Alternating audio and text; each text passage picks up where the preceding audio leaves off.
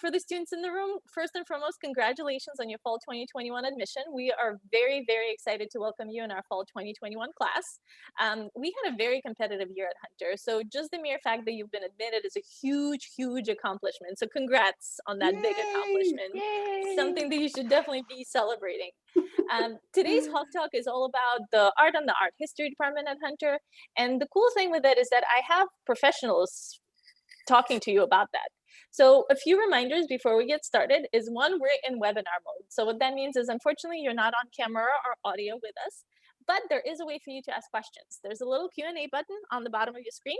Put your questions in there. Whatever the questions that will come up during the session, we will have a live Q&A at the end. So they will be answered for you at the end of the session. So no worries, you can't ask them on camera or audio, but you can still ask your questions. So without further ado, I would love to introduce you to Professor King to kick us off. They're all yours. Okay, so good afternoon, everyone. Thanks for being here. And I also want to add congratulations for being admitted. I was going to say I'm happy to see you here on Zoom, but I can't see you. So it's going to be kind of existential. Um, so I'm just going to dive right in. If you don't already know, if you're not a part of New York City, Hunter College is located in this really great place that's close to museums and galleries and lots of public transportation. It's in a really great location. So we offer for undergraduate studio art, we offer the BA and the BFA. So it's a Bachelor of Arts and a Bachelor of Fine Arts. And that BA can be a 24 credit or a 42 credit. And I can answer questions about that later. We currently have about 500 students taking studio art courses, and 399 are art studio majors. I checked this morning, and we actually have 399. That's a huge number. The average class size is around 12 to 14 students. A lot of these studio art courses, they actually cap at 14. And so you get wonderful teacher-student kind of attention. They're also long classes, so you get a lot of time to set up, make art, and clean up. And I think that's really great. So in that place at 68th Street and Park Avenue, on the 11th floor is where most of the art studios are located. And we have, I'll say printmaking first, because that's one of the things I'm teaching. And we have photography, we have painting, drawing, ceramics, sculpture, new genres. And then we also have a fully staffed computer lab. And in the basement of that same Hunter North building, we have a big full ceramic workshop. My favorite place is, like I was saying, I teach printmaking. So I can tell you in the print shop, if it's something you're interested in, we have some equipment that not every art department has. We have 3 etching presses, a lithography press, and a designated screen printing studio. So it's a really wonderful studio space. And also in photography, we have analog, meaning not digital, black and white, and color capabilities in our darkroom. So that's pretty fantastic. Not every art school has that. Our faculty are practicing artists. So you can see I've got some artwork behind me. So we're out there in the art world, in the New York art world, making stuff, showing. We have a diverse faculty, full-time and part-time, and they're fully committed to teaching at a public university, Hunter in particular. Let's see, what else? The first course you take, I just want to throw this out there, since some of you may not have a foundation course, is called Seeing, Thinking, and Making. And once you've taken that foundation course, you can take any of the studio art courses. You don't have to take anything else to prepare. You can go right into studio art.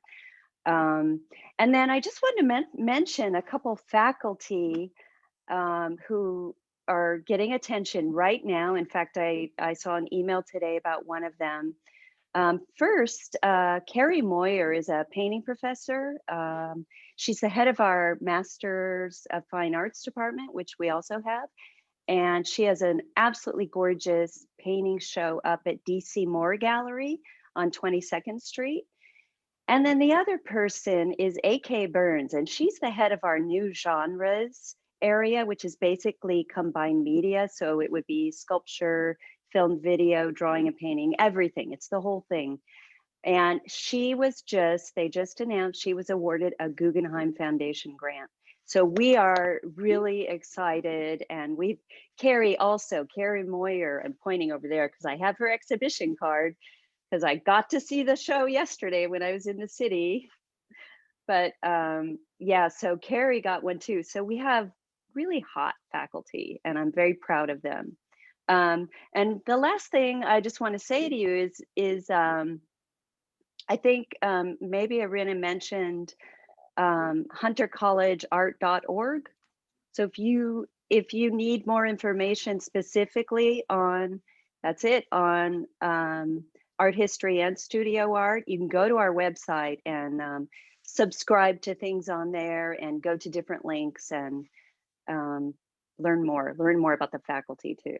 So that's good. Okay, Awesome. thanks. Thank you so much. Yeah. Next up, Professor Zanardi. Hello, hi. Yes, so I represent art history. I'm currently not only an associate faculty member, but I'm also the undergraduate director for art history. And it's part of the, along with studio, part of the sort of trifecta of our department, which is so unique, right? We have studio art, we have art history, and then we have the gallery, and they all work, you know, fairly seamlessly together, both at the undergraduate and at the graduate level. Now, in terms of undergraduates, for all of you prospective and accepted students, we have 104 majors currently. Obviously, that number changes semester to semester. We also have over 30 minors currently. And then obviously, like with studio, we have people from different backgrounds, different departments who take our courses, including studio. So some art history students will take studio courses, and of course, studio students will take art history courses. So it's a lovely way to keep that reciprocity between these different elements of the department. And then in addition, we have 16 full-time faculty members, including myself. And our specialties really range anything from ancient and medieval through Islamic art, Chinese art, early modern, 18th century, that's my specialty, all the way through modern. We have a historian of photography, so Laura Sue was talking about, you know, the photography that you can do as a studio artist. Well, we also have specialty courses in our on the history of photography. So that's really a nice pairing there. So in terms of art history courses, we teach them at the 200 level, which are more like lecture courses, although the initial class would be the introduction to the history of art. I'm actually teaching that this semester, which is a lot of fun. And that's really covering a wide range of material, giving you a good introduction to the field. What is art history? How do we talk about art? What are the sort of contextual things that we talk about? Politics, religion, you know, all of these sorts of things like identity, etc. And then, as I said, 200 are more like specialized lecture courses. So maybe a course on modern art, or maybe a class on Renaissance art. And then we have slightly more specialized classes at the 300 level. And then beyond that, you have research methods and the advanced studies seminar. And these are small seminar style classes that are taught usually with about 12 to 15 students. It really depends on the semester. And these can be in any topics. For example, in the fall, I did a course on the revolutionary period. So we talked about the French Revolution last semester. That was really fun as a methods course. And these are research intensive, writing intensive courses, because obviously as students of the history of art, we're learning to be good analytic thinkers, how to think about context, looking at all different kinds of sources, from archival sources to more modern contemporary scholarship, and really kind of weaving it together. So it's really a phenomenal department. We also have a glorious amount of adjuncts, some of whom work for us on a regular basis, teaching regular courses. So we have a number of them who offer wonderful courses. For example, we have Edward Bleiberg, who teaches for us usually once a year Egyptian art, which is super fun. And he's actually a curator at the Brooklyn Museum of Art, but he comes to teach for us, which is great. So anything that we don't have a specialty for, like Egyptian, or if a faculty member is on sabbatical, we will have somebody come in who teaches that specialty, so that all of those different periods of art are covered. So yeah, it's really wonderful. And I, like Laura Sue mentioned, for studio, we have tons of rock stars in our department who are publishing regularly books, doing exhibitions, articles, doing all sorts of cool things in the field, really active. Yeah, so it's a really wonderful department, and I think I think you would all be really I think you would really enjoy the experience coming and taking courses with us. Yeah. Thank you so much. That was a perfect overview, and we've already started receiving some questions. I think one of the more important questions, or probably something that a lot of our students are asking, is some of them have history in art, some of them may not be so into, they may have done some art at some point in their lives, but now they're trying to figure out if that's enough to partake in the majors that you've just mentioned. So should there be a basic level of some sort, or will the department sort of help and build on that? Professor King? Absolutely. You don't have to know how to do anything when you enter the department or take a class. And we do start you off by taking the foundation course. So, and I can be a little specific about that, the Seeing, Thinking, Making course, and we offer a bunch of them. They're co-taught, so you get two professors, and one of them will focus usually on 2D and the other one on 3D. And so you get this little slice of different kinds of art making from two different artists / professors. And the other thing about that is that's listed as an Art LA course, and it's something the art history people need to take as well.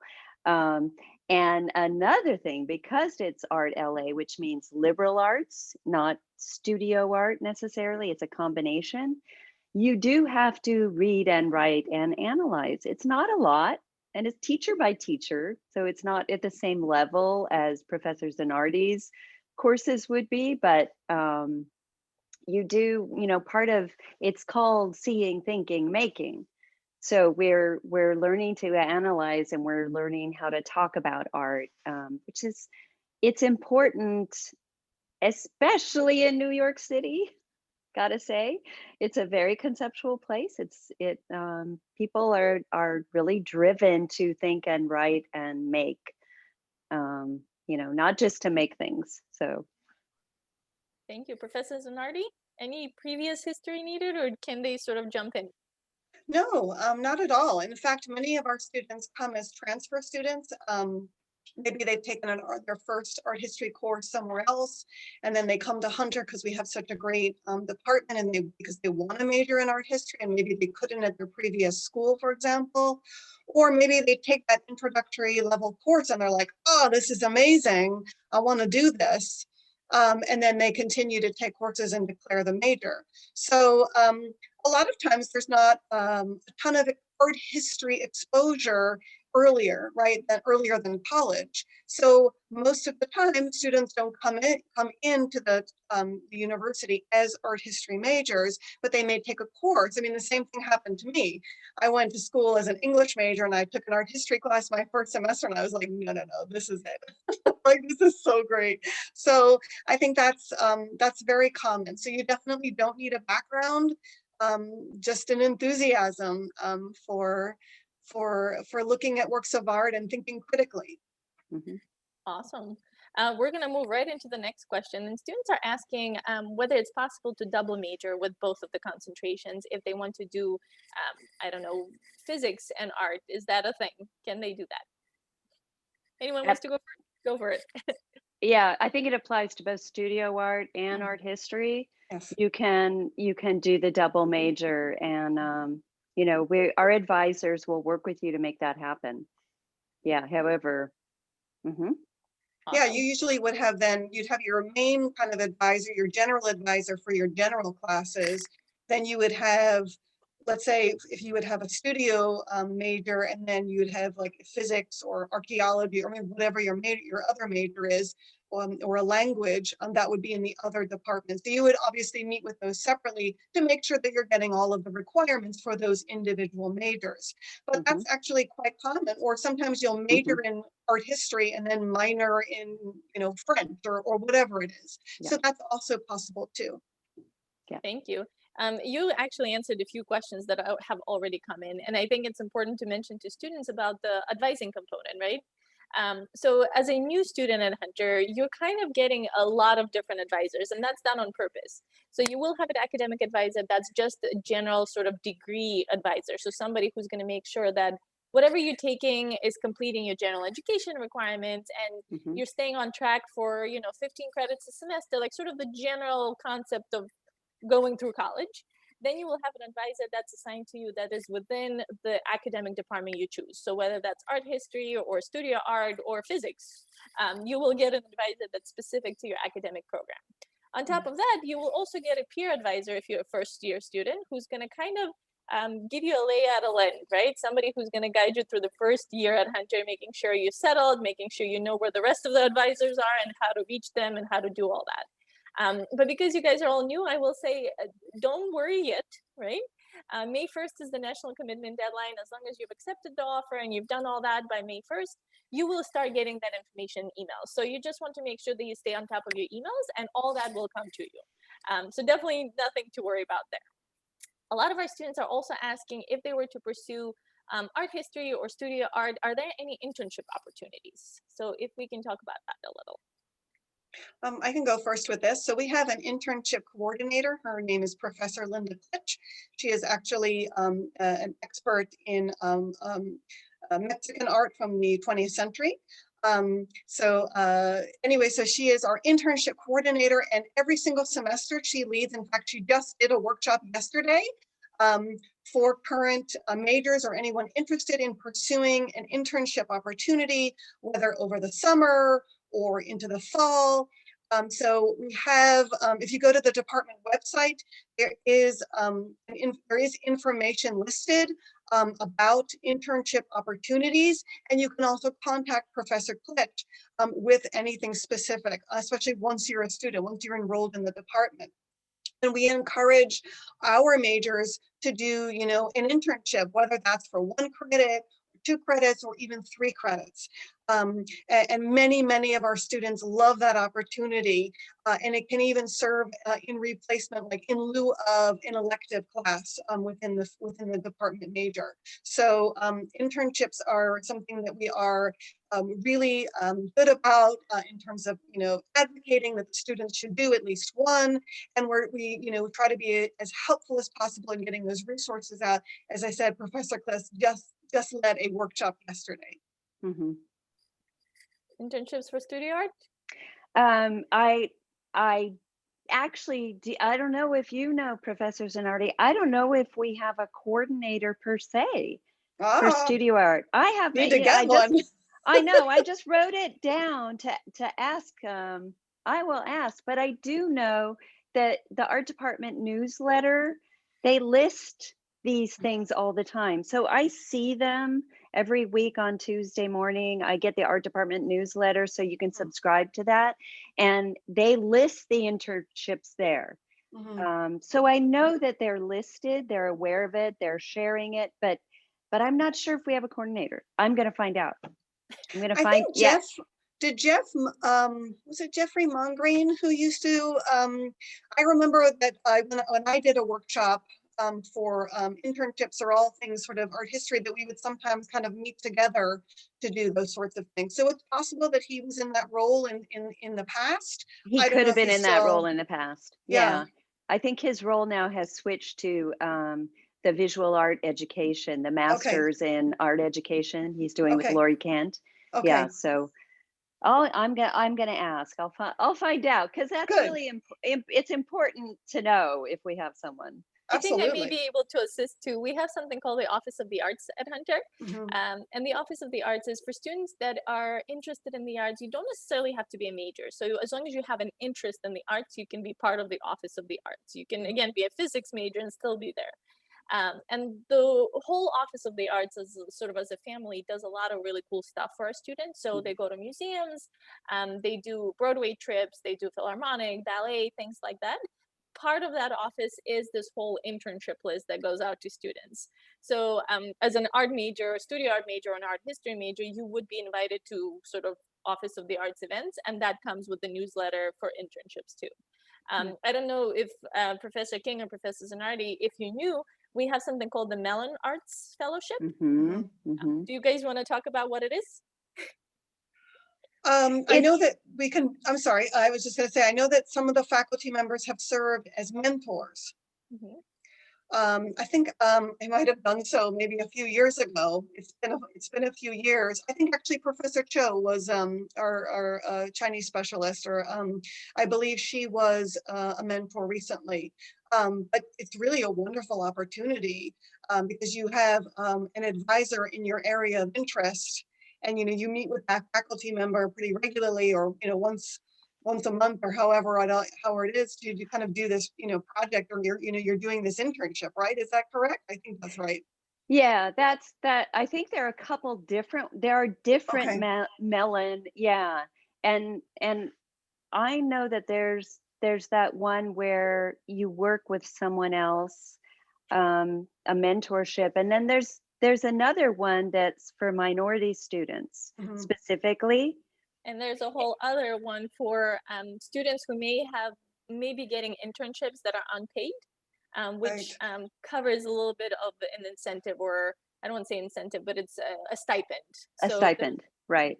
there's a whole Mellon's like grant that if you are in one of the art studio or art history majors and you get an internship that's not paid over the summer, winter break, or maybe even during the academic year, this whole fellowship and grant can actually cover a stipend, which is phenomenal.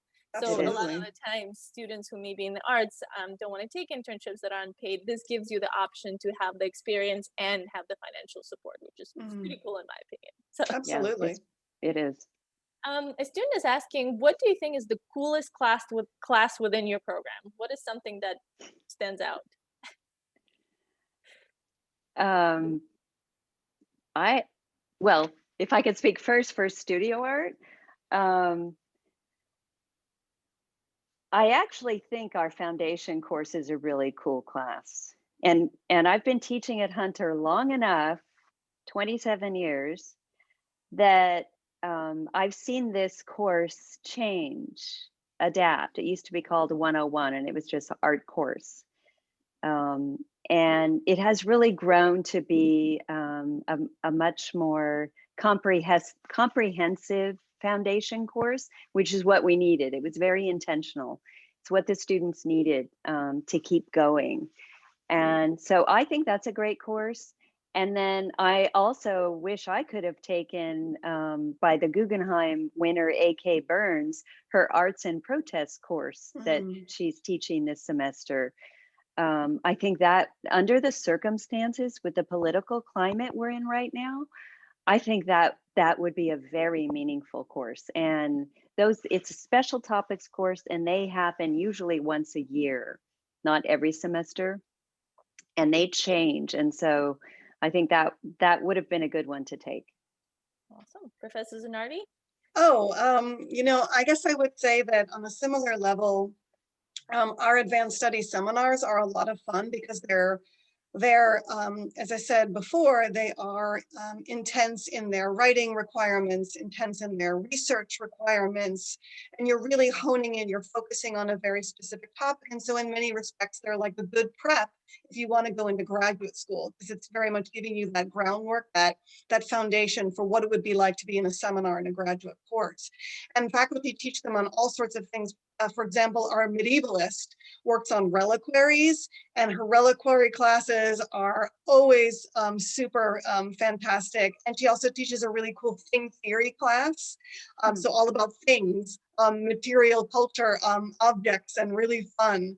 Our Renaissance teacher, Maria Lowe, teaches a class called Love and Death and Renaissance Art, which is a really sexy title. So I really think our advanced study seminars are a lot of fun. I used to teach a class, I've taught it a few times, called Art and Controversy, where I take the theme or the intersection of art and controversy from all different periods. So from the Renaissance to the 19th century to the 20th century, and we're really just looking at different points in time when art engaged very directly with controversial topics.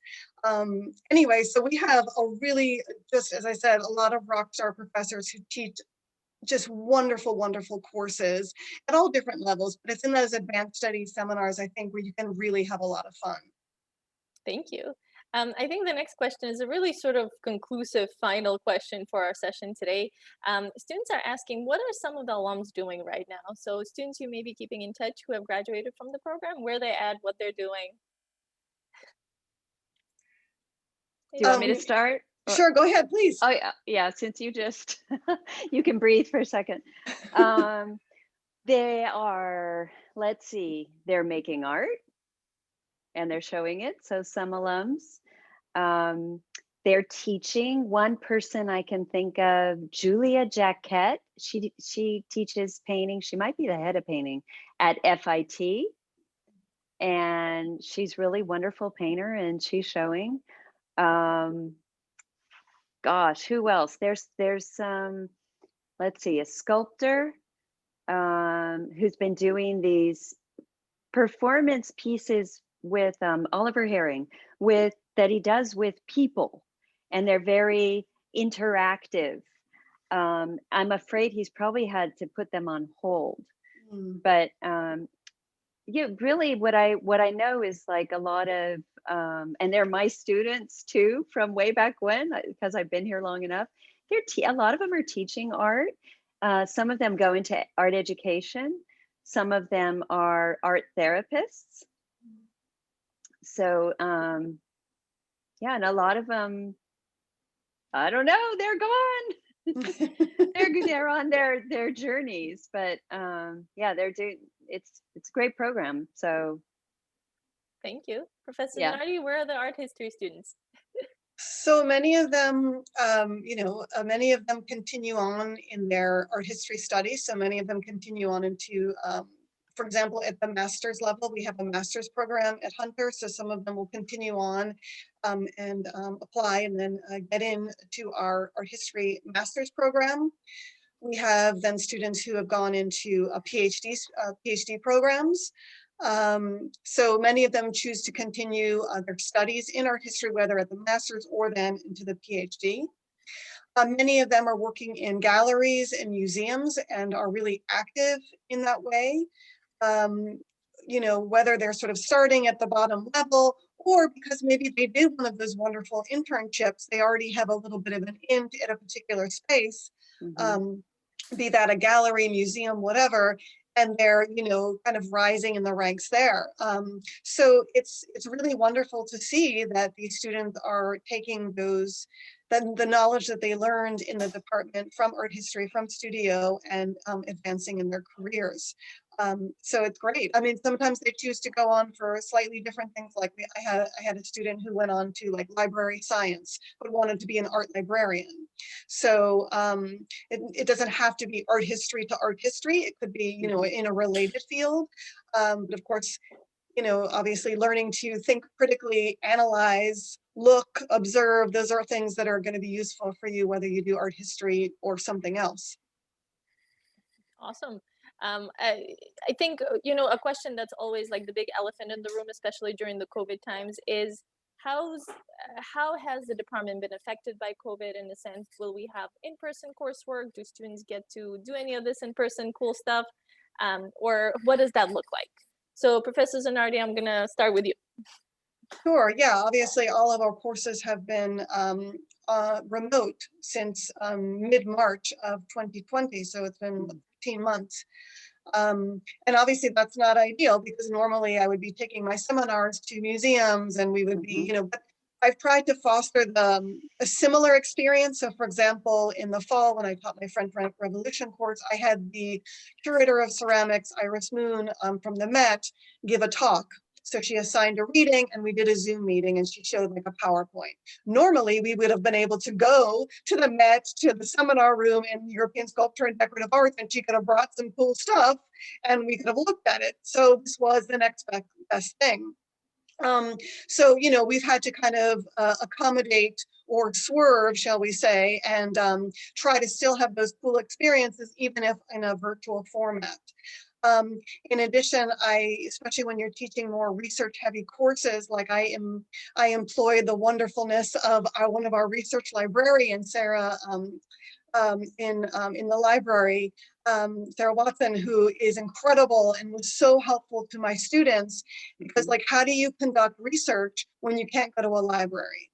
So she was extremely helpful. So I really tried to use all of these different kinds of resources. No, obviously it's not the same as being able to meet in person. And I know that's been really difficult for all of us. I would love to be back in the fall, but I don't unfortunately make that decision. So faculty are doing their best and also trying to think about what are the positives of the virtual format. Can we have speakers that we would never be able to have, like maybe somebody in Europe or someone in Mexico or somewhere, wherever, that we could then, have into our classroom because it's a virtual format. So we're all trying to kind of think outside the kind of typical, way we would normally do it. We've been coming up with some good alternatives. I will throw a shameless plug in here for the folks. Orientation will have the library services portion as well. So you guys will absolutely hear about Sarah Watson and a few other librarians that are absolutely phenomenal and help students in remote circumstances. There's a librarian on chat 24 hours a day. It's incredible. It's insane and it's incredible, but they will respond to you at 3 o'clock in the morning if you're doing research. Oh, There's boy. always somebody on. It's insane.